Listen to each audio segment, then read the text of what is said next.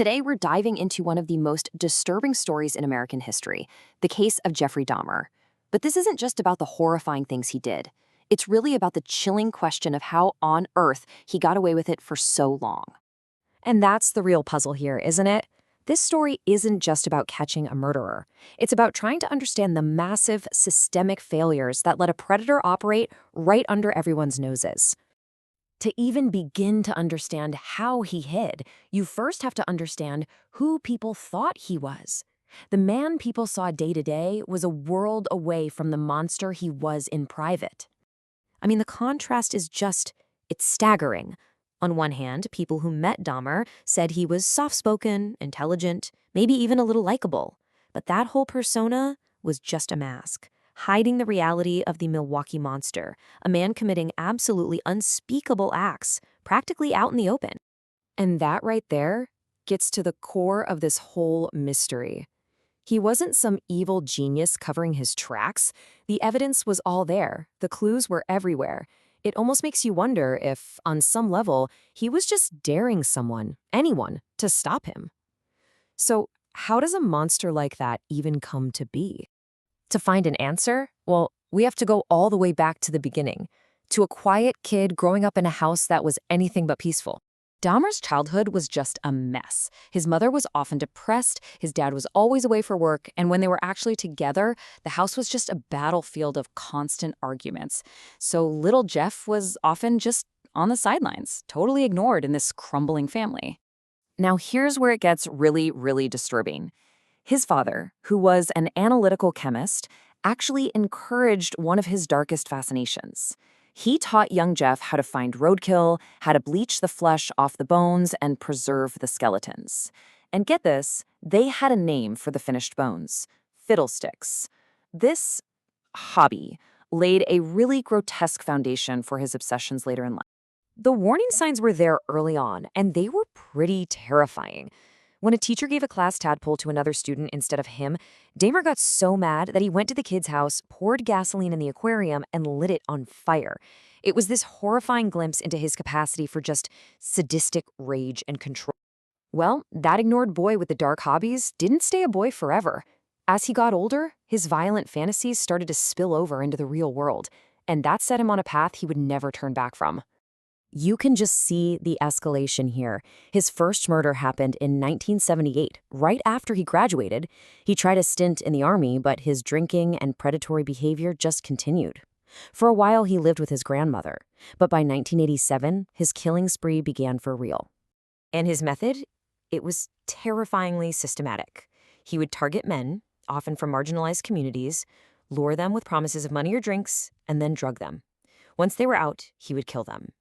Then the really horrific part began: dismemberment, in keeping these macabre souvenirs of his crimes.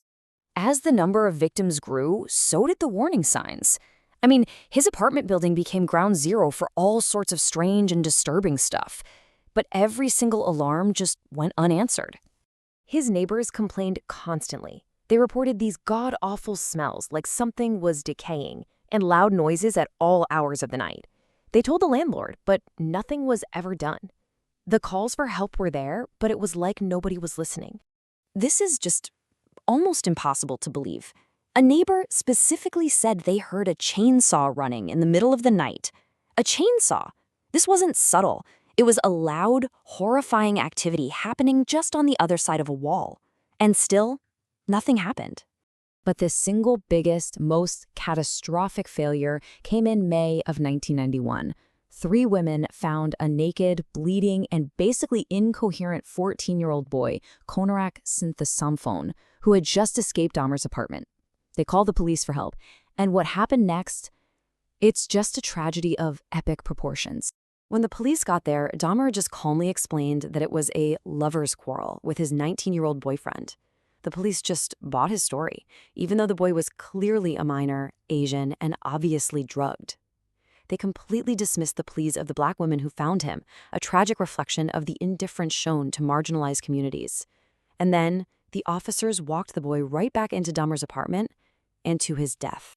So after years of terror, after all these missed chances, the end didn't come from some brilliant police investigation. No, It came from the courage of one man who simply refused to become another victim. On July 22, 1991, a man named Tracy Edwards went back to Dahmer's apartment, and that friendly vibe, it disappeared fast. Dahmer pulled out a knife, snapped a handcuff onto Edwards' wrist, and just like that, the friendly stranger turned into a monster. The terror just became immediate and real. As Edwards sat there, trapped, Dahmer leaned in, put his head on his chest to listen to his heartbeat, and then calmly told him, "I'm going to cut out your heart and eat it." At that moment, you know survival is the only thing on your mind.